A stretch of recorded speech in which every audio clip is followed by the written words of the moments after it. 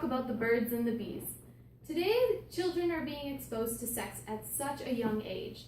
Sex education varies between school districts and is one of the most controversial issues in education. Sex education encompasses sexual health, reproduction, and sexuality. Many parents feel uncomfortable talking about in-depth topics of sex education with their children, so the schools take it upon themselves to educate students on this topic. Unfortunately, though, sex education is so unregulated and controversial among school districts that students are left with inadequate ideas about sexual health. Although many schools believe abstinence-only programs are the best methods, these programs often leave students with inadequate understanding of sex. The state of Wisconsin needs to regulate sex education so that students are not only taught abstinence, but also about safe sex practices and pregnancy prevention methods. Sex is something that everybody experiences, yet no one feels comfortable talking about it. So we are going to break down sex education by first looking at how it is being taught in schools. Then we will look at when it is being introduced to students, and then we will explore the consequences of inadequate sex education. So let's go ahead and dive into how sex education is taught in schools. Sex education is not regulated or even required in all states. In the provided map, you can see that as of March 1, 2016, just 24 states require public schools teach sex education, 21 of which mandate sex education and HIV education. But of these, only 20 states require that if provided, sex and or HIV education must be medically or factually or even technically accurate. Teachers are not equipped with the resources or permission to teach adequately or effectively. In an interview with middle school PE and health teacher Lauren Broxma, she stated that teachers often feel lost when it comes to sex education because it is such a controversial topic and many districts like to push for abstinence-only sex education. Most states allow parents to exclude their children from sex education classes. So let's take a look at why sex education is taught in schools.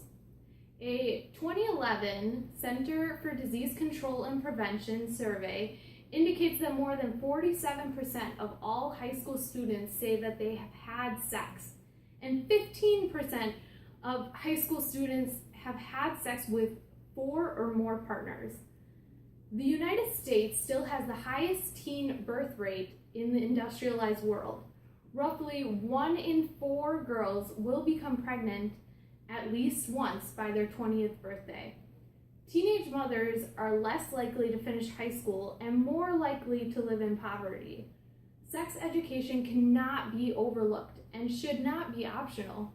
Curriculum regulations need to be established for all states, requiring medically accurate sex education for students beginning in middle school. Currently, sex education is most often introduced in high school, but research shows that sexual activity amongst middle school students is on the rise. In my personal interview with health teacher Lauren Broxma, she mentioned that it is common for people to overlook and ignore the sexual activity of middle school students. But with the increased exposure to sex in their environment, students are becoming sexually active earlier and earlier. Yes. Sex education needs to be introduced in middle school rather than high school because it is important for individuals to acquire a positive view of sex and safe sex practices involved with sexuality. Ignorance can be very harmful.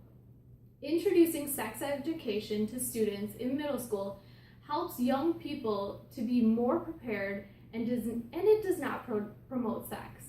An article published by the Journal of Adolescent Health mentioned that evidence strongly suggests that programs do not hasten or increase sexual behavior, but instead, some programs delay or decrease sexual behaviors or increase condom or contraceptive use. Sex education also corrects misunderstandings that youngsters may have acquired. Students often gather their initial understanding of sex from the media and their peers. Sex education classes provide students with a safe environment to ask questions and allows them to learn about safe sex practices and healthy relationships.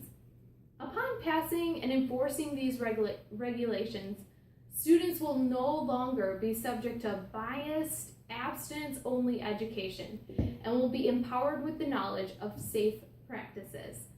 Sex education should be medically based and not biased in order to help individuals make safe and educated choices for themselves. Many people believe that abstinence-only education will encourage children to wait for marriage to engage in sexual activity. This is unrealistic, and with the growing number of sexually active youth, not properly educating them of the consequences of sexual activity can be detrimental.